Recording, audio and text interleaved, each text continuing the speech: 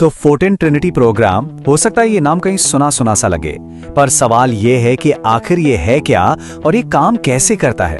चलिए आज इसी को समझने की कोशिश करते हैं सीधे इसके ऑफिशियल डॉक्यूमेंट्स के हिसाब से। एक एक करके हर परत को खोलेंगे। तो जैसा कि हम देख रहे हैं, ये एक काफी कॉम्प्लेक्स क्रिप्टो प्रोग्राम लगता है और वादे भी काफी बड़े बड़े हैं। लेकिन असली बात तो ये है कि ये काम कैसे करता है, पर्दे के पीछे की कहानी क्या है। यही वो पहेली है जिसे हम आज मिलकर सुलझाने वाले हैं। ठीक है, तो सबसे पहले जरा जूम आउट करके बड़ी पिक्चर देखते हैं। मतलब ये प्रोग्राम आखिर बनाया ही क्यों गया, इसका मेन गोल क्या है। देखिए, इसके डॉक्यूमेंट्स के हिसाब से ये प्रोग्राम अपने इकोसिस्टम के लिए 4 बहुत जरूरी काम करने के लिए डिजाइन किया गया है। पहला, ये टोकन की डिमांड क्रिएट करता है। दूसरा, ये बहुत सारे टोकन्स को सर्कुलेशन से हटाकर कह सकते हैं लॉक कर देता है। इससे होता क्या है, बेचने का प्रेशर कम हो जाता है। और चौथा और सबसे जरूरी, ये टोकन के लिए एक असली यूटिलिटी बेस्ड डिमांड पैदा करता है। अच्छा, अब इसके कुछ कोर फीचर्स पर नजर डालते हैं। इसमें ना बहुत सी चीजें ऑटोमेटिक हैं, जैसे कि ऑटो अपग्रेड्स और ऑटो विड्रॉल्स। एक और इंटरेस्टिंग बात यह है कि सारे पेमेंट्स यूएसडी यानी अमेरिकी डॉलर के हिसाब से फिक्स किए गए हैं। इसका सीधा मतलब है कि क्रिप्टो मार्केट के उतार चढ़ाव का इस पर असर नहीं होता। और हाँ, इसमें एक पैसिव इनकम का जरिया भी है, जिसके बारे में हम आगे और डिटेल में बात करेंगे।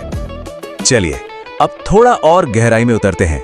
बात करते हैं सिस्टम के दिल की, मतलब इसके कोर इंजन की। हाँ, ये थोड़ा सा कॉम्प्लिकेटेड लग सकता है, पर घबराने की कोई बात नहीं। हम इसे स्टेप बाय स्टेप बिल्कुल आसान भाषा में समझेंगे। तो ये है ट्रिनिटी मैट्रिक्स।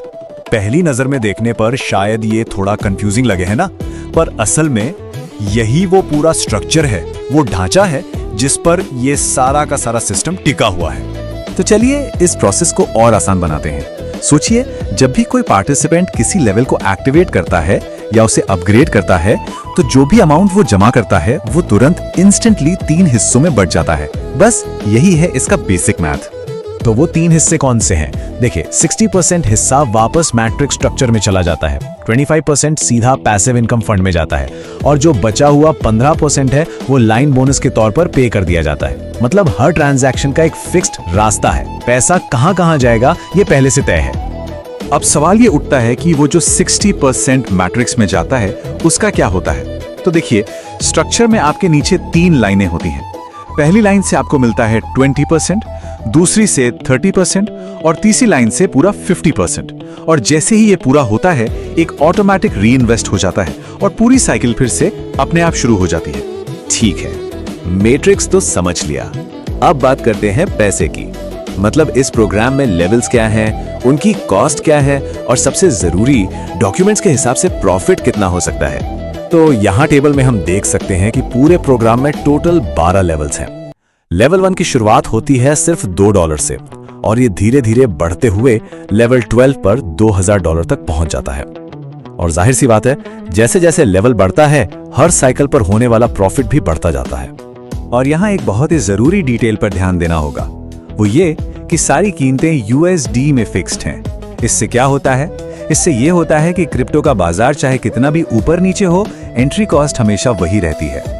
जो एफआईटी टोकन्स देने होते हैं, उनकी गिनती ट्रांजैक्शन के टाइम के रेट के हिसाब से कर ली जाती है। और अगर हम सीधे टॉप लेवल पर जाएं, यानी लेवल 12 की बात करें, तो इस टेबल के मुताबिक एक साइकिल में पोटेंशियल प्रॉफिट $35,500 तक जा सकता है। ओके, तो एक्टिव इनकम की बात हो गई। अब आते हैं उस चीज पर जिसका बहुत से लोगों को इंतजार रहता है, पैसिव इनकम। इसे इस प्रोग्राम का एक लॉन्ग टर्म फीचर माना जाता है।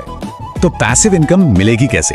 उसके लिए जो सबसे जरूरी चीज है वो है पैसिव लॉट एनएफटी। आप इसे ऐसे समझ सकते हैं कि ये पैसिव इनकम वाले पूल में आपकी हिस्सेदारी का एक डिजिटल सर्टिफिकेट है। और सिंपल सा रूल है, एनएफटी का रैंक जितना हाई, आपका प्रॉफिट का हिस्सा उतना ही बड़ा। इसमें कुल मिलाकर 10 एनएफटी रैंक्स हैं, जो सेलेक्ट से शुरू होकर सुप्रीम तक जाते हैं। और अपना रैंक बढ़ाने का तरीका क्या है? आपको न सिर्फ ऊंचे लेवल्स पर पहुंचना होगा, बल्कि अपने मैट्रिक्स को रिसाइकल भी करना होगा। मतलब अपनी साइकिल को बार बार पूरा करना होगा। तो पैसिव इनकम तक पहुंचने की स्टेप्स क्या हैं? डॉक्यूमेंट्स में इसका रास्ता बिल्कुल साफ साफ बताया गया है। स्टेप 1, ट्रिनिटी प्रोग्राम में लेवल 8 तक पहुंचना। जैसे ही आप वहां पहुंचते हैं, आपको एक पैसिव लॉट एनएफटी ऑटोमेटिकली मिल जाती है। स्टेप 2, आपको एक्टिव पार्टिसिपेंट बने रहना है और बस इसके बाद पैसिव फंड से वीकली डिस्ट्रीब्यूशन मिलना शुरू हो जाता है। अच्छा, तो पैसिव इनकम शुरू तो हो गई, पर उसे बनाए रखने के लिए क्या करना होगा? चलिए अब इस विश्लेषण के आखिरी टेक्निकल हिस्से में चलते हैं और समझते हैं एक्टिव बने रहने के रूल्स क्या हैं। तो एक पार्टिसिपेंट एक्टिव है या इनएक्टिव, ये कैसे तय होता है? इसके नियम और नतीजे बिल्कुल साफ हैं। एक्टिव रहने के लिए 3 में से कोई एक काम करना होता है। या तो कोई इनकम आए, या आप कोई एक्शन लें जैसे अपग्रेड या NFT खरीदना, या फिर आपकी टीम की मीट्रिक एक हफ्ते में 0.5% से ज्यादा बढ़े। और अगर इनमें से कुछ भी नहीं होता तो नतीजा रैंक एक लेवल नीचे चला जाता है। और यहाँ एक और बड़ी बात है, अगर किसी का NFT रैंक गिरते गिरते उस मिनिमम लेवल से भी नीचे चला जाता है जो पैसिव इनकम के लिए जरूरी है, तो इनकम आनी बंद हो जाती है। सीधी बात है, वो दोबारा तभी शुरू होगी जब पार्टिसिपेंट फिर से एक्टिव होके अपना रैंक वापस हासिल कर लेगा। और हाँ, इस पूरी जानकारी को खत्म करने से पहले एक बहुत जरूरी डिस्क्लेमर जो सीधे सोर्स डॉक्यूमेंट से है वो भी देख लेते हैं। इसमें साफ साफ लिखा है कि इस प्रेजेंटेशन में बताई गई बातें फाइनल नहीं हैं और डेवलपमेंट के दौरान इनमें बदलाव हो सकता है। तो ये था फोर्टून ट्रिनिटी प्रोग्राम का पूरा ब्लूप्रिंट, जैसा कि इसके दस्तावेजों में बताया गया है। एक ऐसा सिस्टम जिसके नियम काफी क्लियर हैं और सारे हिस्से एक दूसरे से जुड़े हुए हैं।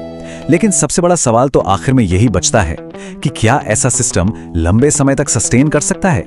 इसकी लॉन्ग टर्म सफलता आखिर किस चीज पर टिकी होगी?